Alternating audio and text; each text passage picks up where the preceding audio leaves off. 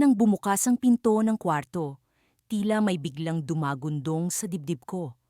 Nakita ko si Mark na nakaupo sa gilid ng kama, nakayuko, at tila ba may mabigat na iniisip.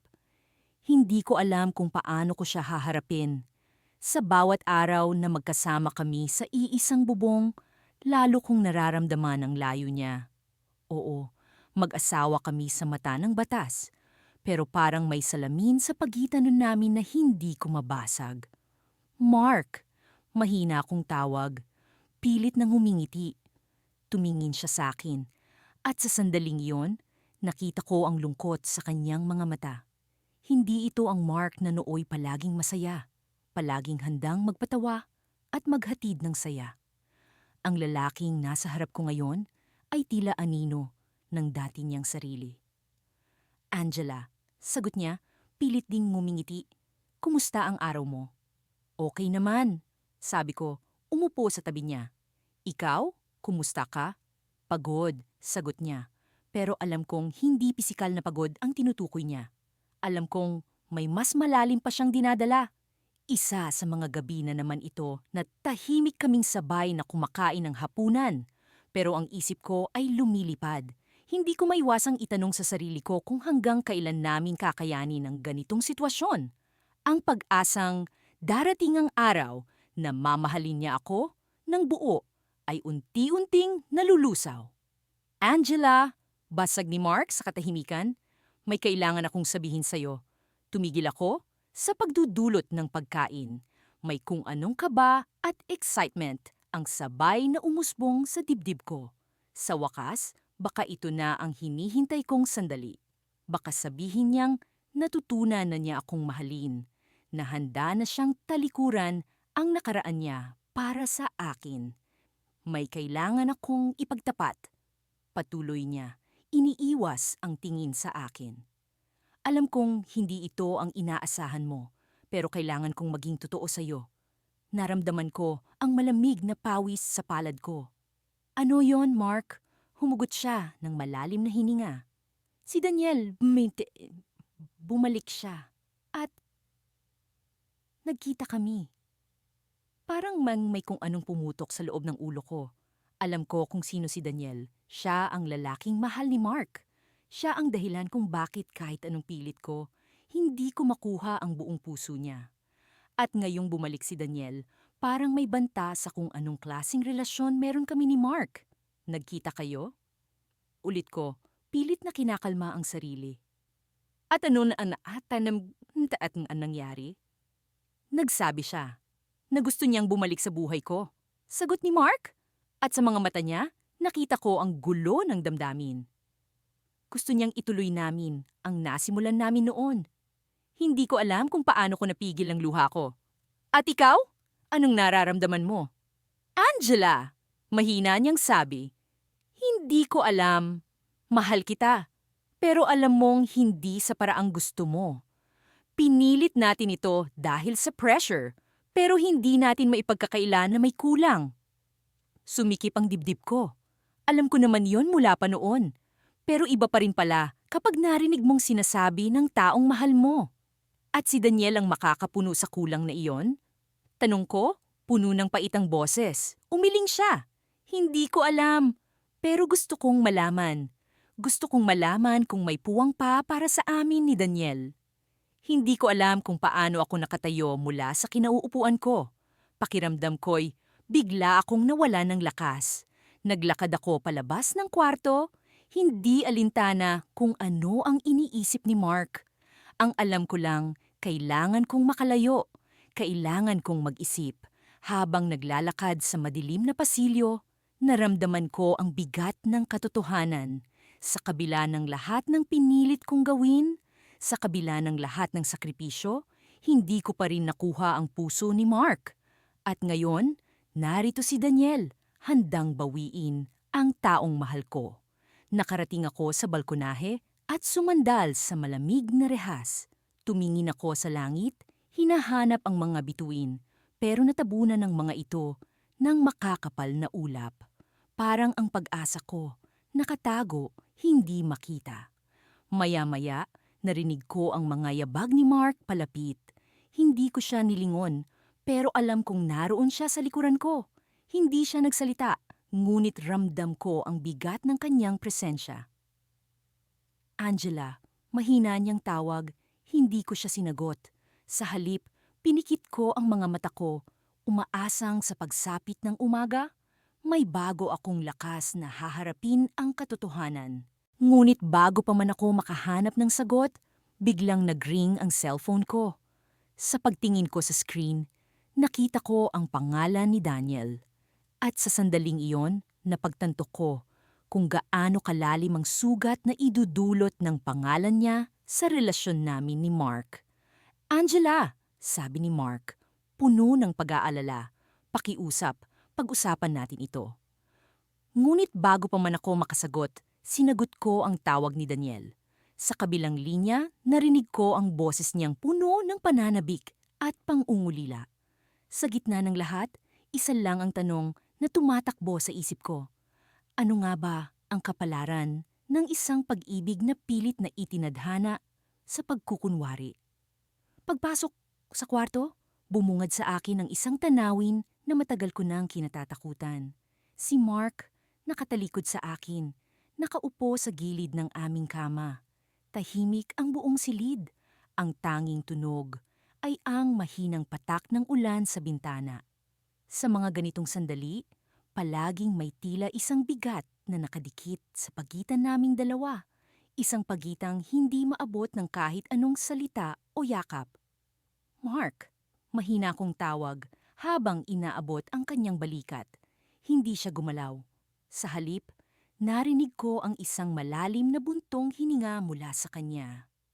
Angela, sagot niya sa isang boses na halatang puno ng pagod. May kailangan tayong pag-usapan. Alam ko na kung ano ang nais niyang sabihin. Ramdam ko ito sa bawat kilos niya nitong mga nakaraang linggo. Naging mas malamig siya, mas tahimik, at sa gabi, kapag akala niyang tulog na ako, naririnig ko siyang umiiyak.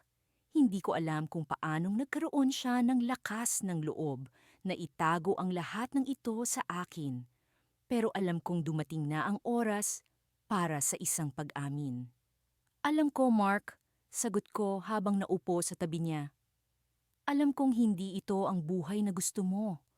Alam kong hindi ako ang gusto mong makasama. Tumungo siya at hindi ko nakitang tumulo ang kanyang luha. Pero ramdam ko ang bawat patak sa aking puso. Hindi ko sinasadyang saktan ka, Angela. Mahal kita bilang kaibigan. Pero hindi ito sapat. Hindi ito magiging sapat. Tumango ako. Kahit pa parang bawat kilos ng aking ulo ay isang patalim na tumutusok sa aking dibdib. Mahal kita, Mark. Sa kabila ng lahat, mas pinili kong maniwala na kaya nating baguhin ang lahat. Pero mali ako. Pinilit kong ngumiti kahit na parang bumabagsak na ang mundo ko. Kailangan kong maging matatag para sa kanya, kahit na ito ang oras na kailangan ko ng lakas. Mas gusto kong makita kang masaya, kahit na masaktan ako. Kaya kung ito ang desisyon mo, Angela. Pigil ang kanyang boses, ngunit hindi ko na siya pinigilan. Tumayo ako, nilapitan ang bintana at hinayaan ang malamig na hangin na yakapin ako. Kasabay ng ulan, pumatak ang mga luha ko, ngunit hindi ko ito pinunasan. Hayaan na lang. Hayaan na lang na ang bawat patak ay maging alaala ng isang pangarap na hindi na magiging totoo. May isang bagay akong dapat sabihin sa iyo, sabi niya mula sa likuran ko. Ang tono ng kanyang boses ay nag-iba mula sa kalungkutan tungo sa isang bagay na mas malalim, mas mabigat. Bago pa tayo ikasal, may nangyari na hindi ko nasabi sa iyo. Huminga ako ng malalim at tumalikod sa kanya. Ano o yun? Bago pa tayo ikasal, nakilala ko si Daniel. At nagmahalan kami. Sinubukan kong itigil, Angela, pero... Pero ano, Mark? Tanong ko habang naglalaban ng takot at pag-asa sa aking puso. Pero hindi ko siya makalimutan. Kaya noong kasal natin, sinabi ko sa sarili ko na kakayanin ko. Kakayanin kong kalimutan siya para sa'yo. Pero hindi ko nagawa. At ngayon, nandito siya, bumalik siya, at hindi ko na kayang itago pa. Natigilan ako.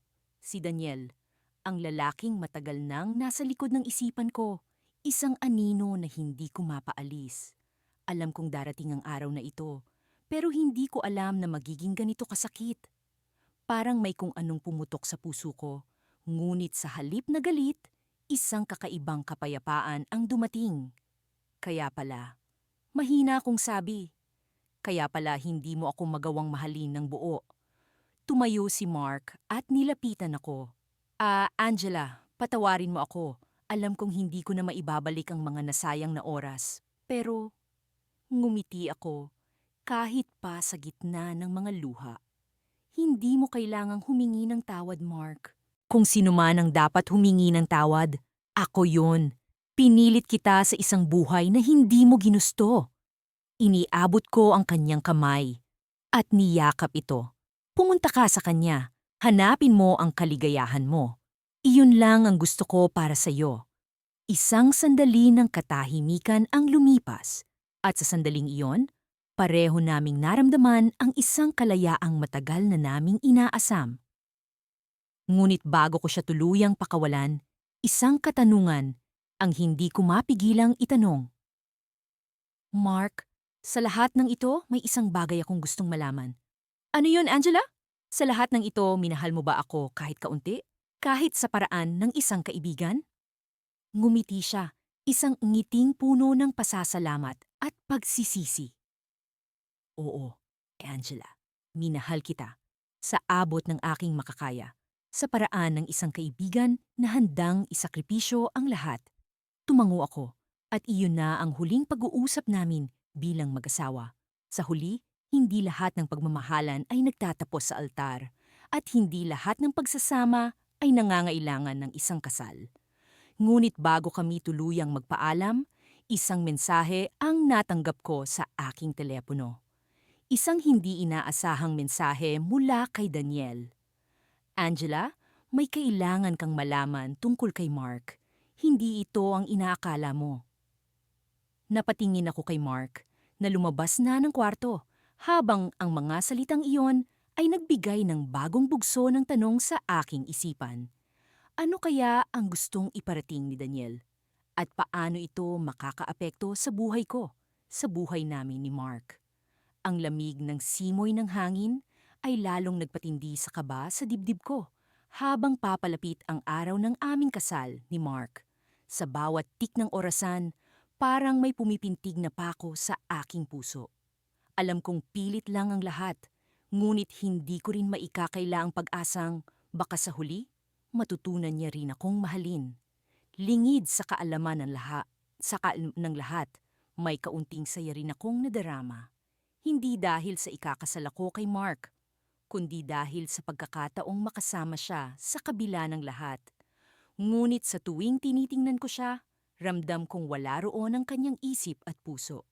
Para siyang isang agilang ikinulong sa hawla. Malaya ang katawan, ngunit bihag ang kaluluwa.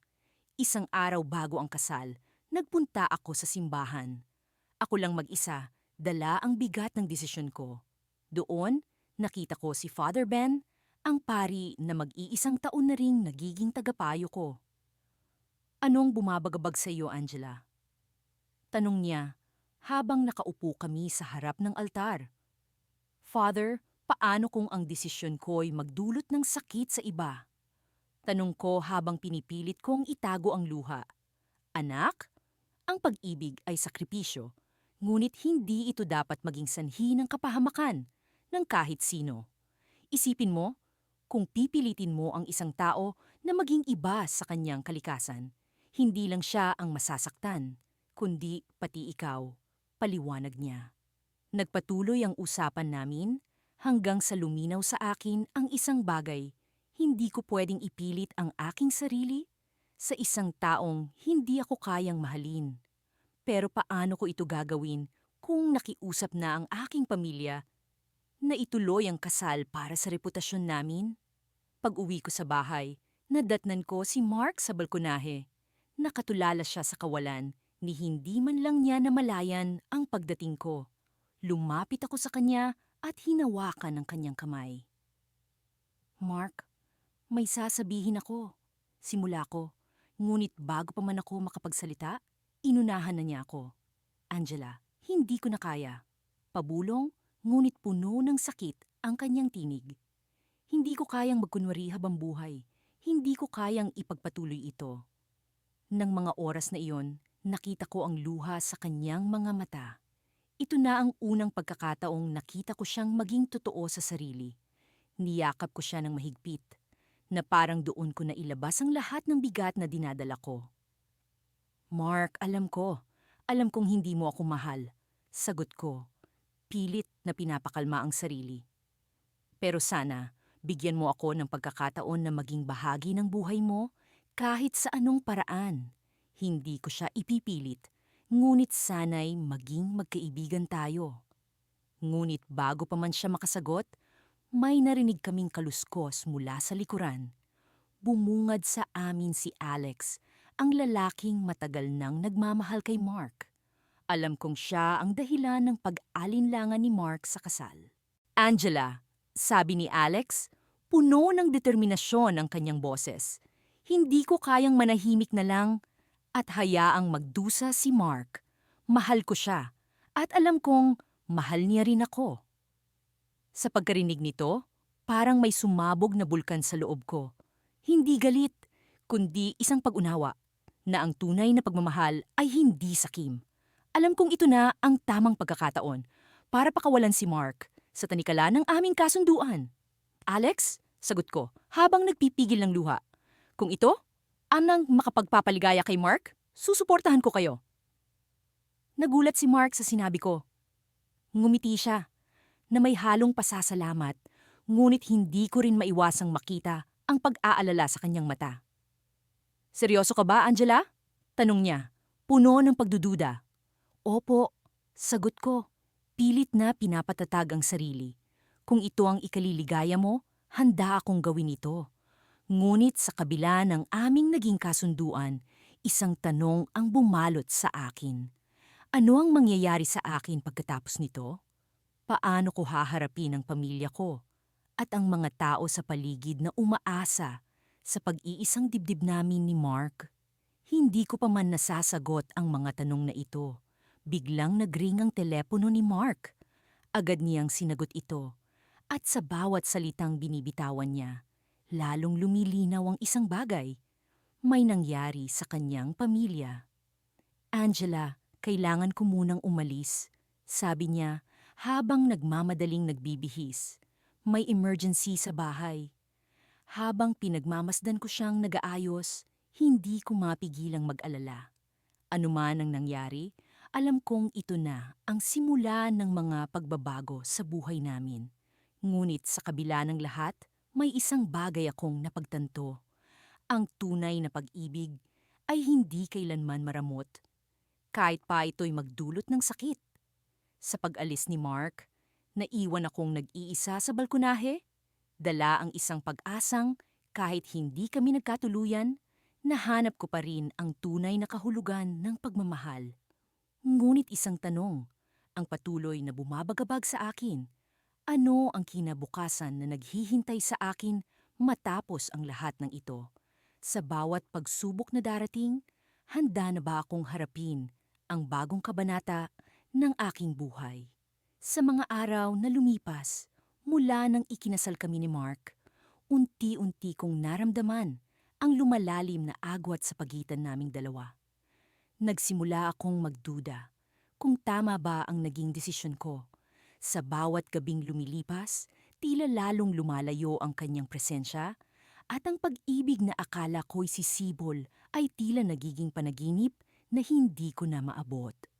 Isang gabi, habang nakaupo ako sa aming balkonahe, dinig ang mahihinang alon ng dagat na tila umaawit ng mga lihim na nararamdaman ko. Lumapit si Mark. May dala siyang isang tasa ng mainit na tsokolate na dati paborito naming inumin tuwing malamig ang gabi. Ngumiti siya sa akin, ngunit may lungkot sa kanyang mga mata na hindi ko maipaliwanag. Angela, simula niya, alam kong nahihirapan ka na. at alam kong hindi ito ang buhay na pinangarap mo. Tumitig ako sa kanya, sinusubukang basahin ang kanyang iniisip. Mark, mahal kita, pero alam kong hindi ako ang tunay na kaligayahan mo. Napabuntong hininga siya at tumingin sa malayo. Simula pa lang, alam kong hindi ko kayang pantayan ang pagmamahal na hinahanap mo. Pero pilit kong inisip na baka sakaling magbago ang lahat. Pero hindi na niya natapos ang sasabihin niya. Alam kong ang susunod niyang salita ay magtatapos sa isang katotohanan na matagal ko nang kinatatakutan. Hinawakan ko ang kanyang kamay. Malamig ito, ngunit may kakaibang init ng pag-unawa. Mark, hindi kita pinilit para saktan. Gusto ko lang sanang maramdaman na kahit papaano may pag-asang magbago ang lahat. Ngunit tila sa bawat salitang lumalabas sa bibig ko, lalo kong nararamdaman na ang katotohanan ay nasa harapan ko na. Ang bawat alaala, bawat ngiti, at bawat pag-aasikaso ko sa kanya, lahat ng iyon ay tila nawala sa hangin. At ang naiwan ay ang katotohanang hindi ko siya kailanman maangkin ng buo. Isang araw ay nagpasya akong kausapin siya ng masinsinan. Nais kong malaman ang tunay niyang nararamdaman at kung saan patutungo ang relasyon naming dalawa.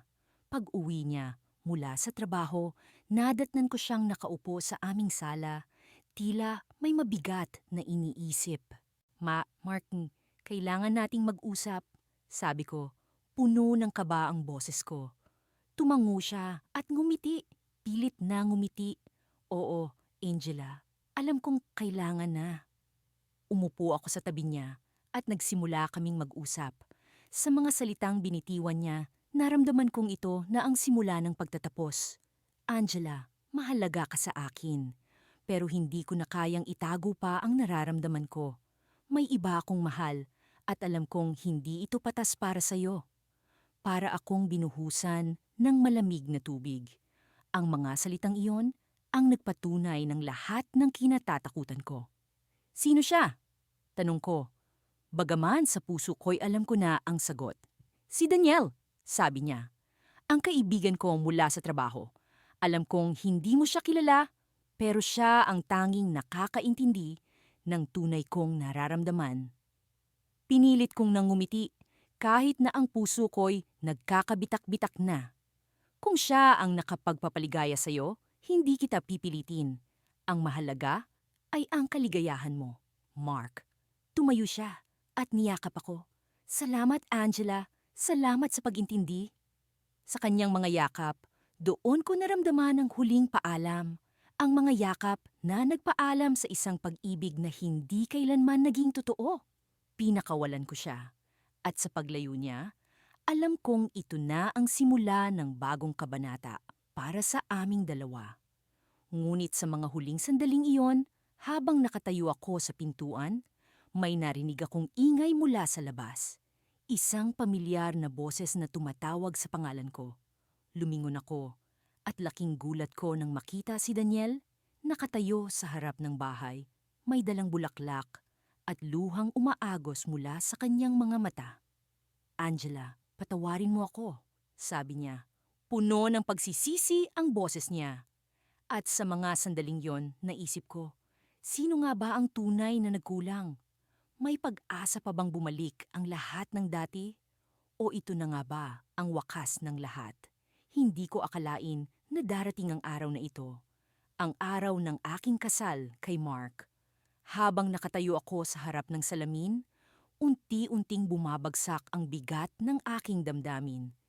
Pilit kong isinusuot ang puting bestida, ngunit tila ito ay isang kalungkuwang hindi ko maalis.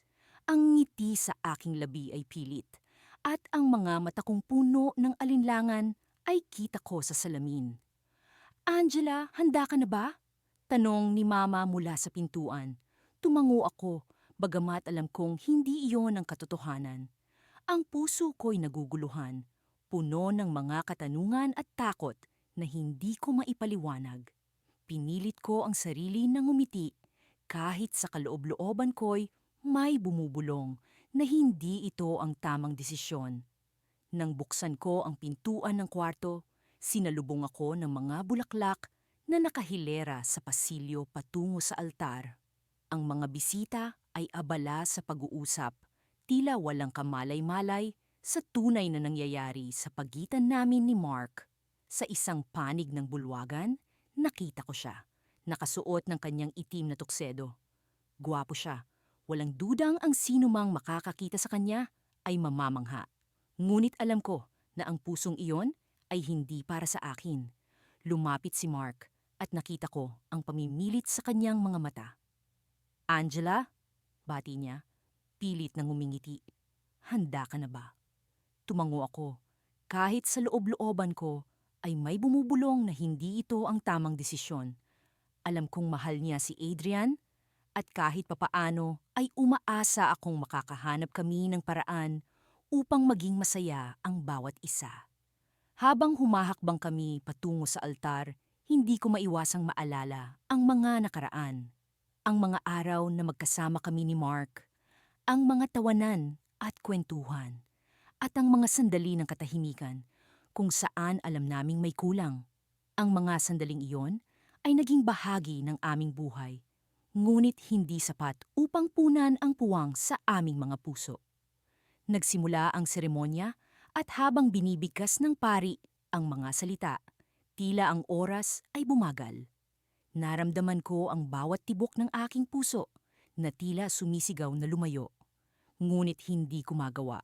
Hindi ko kayang talikuran ang aming mga sumpaan kahit pa ang mga ito ay puno ng pag-aalinlangan. Ipinapangako mo bang mamahalin siya at aalagaan sa hirap at ginhawa? Tanong ng pari kay Mark. Ang kanyang mga mata ay tumingin sa akin, puno ng mga emosyong hindi ko mabasa. Ipinapangako, sagot niya. Ngunit alam ko, nasa kaloob-looban niya ay isang bahagi ng kanyang puso ang nananabik para kay Adrian. Dumating ang sandali para sa akin na magsalita at parang may pumipigil sa aking lalamunan. Ipinapangako kong ngunit bago ko matapos ang aking pangako, isang tinig mula sa likuran ang pumukaw sa aming lahat. Sandali lang, sigaw ni Adrian, nakatayo sa likuran ng simbahan. Ang kanyang mga mata ay puno ng determinasyon at pag-asa. Ang mga bisita ay nagulat at ang bulwagan ay napuno ng bulong-bulungan. Napatigil ako, hindi makapaniwala sa nangyayari. Ang puso ko ay nagulumihanan, puno ng iba't ibang emosyon. Alam kong ito ang sandali ng katotohanan, ngunit hindi ko alam kung paano haharapin ang mga susunod na mangyayari. Mark, mahal kita. Patuloy ni Adrian, lumalapit sa amin. Hindi ko kayang panoorin kang ikasal sa iba nang hindi sinasabi ang totoo. Ang mga mata ni Mark ay tila nawala ang lahat ng pag-aalinlangan. Umasa ako na sa wakas ay makakahanap kami ng kasagutan. Ngunit sa halip na kasagutan, ang mga mata ni Mark ay puno ng luha at alam kong kailangan niyang pumili. Angela, sabi ni Mark, ang tinig niya ay puno ng pagkalito. Patawarin mo ako, pero hindi ko kayang ipagpatuloy ito. Ang kanyang mga salita ay parang isang palaso sa aking puso. Alam kong hindi ko siya masisisi, ngunit hindi rin maitatanggi ang sakit na dulot nito. Tumalikod si Mark at tumakbo patungo kay Adrian at ang kanilang yakap ay puno ng pag-asa at pagmamahal. Habang nakatayo ako doon, nag-iisa sa harap ng altar, naramdaman kong may umagos na luha sa aking pisngi. Ang mga bisita ay tahimik at ang kanilang mga tingin ay puno ng simpatya. Ngunit sa kabila ng lahat, alam kong ito ang tamang desisyon. Habang naglalakad ako palabas ng simbahan, alam kong ito ang simula ng bagong kabanata ng aking buhay. Isang kabanata na puno ng hindi tiyak na landas, ngunit puno rin ng pag-asa para sa mas maliwanag na bukas. At sa aking paglabas, isang bagong simula ang naghihintay, hindi lamang para sa akin, kundi para rin kina Mark at Adrian. Ang tadhana ay may paraan ng pag-aayos ng mga bagay. kahit hindi ayon sa ating inaasahan.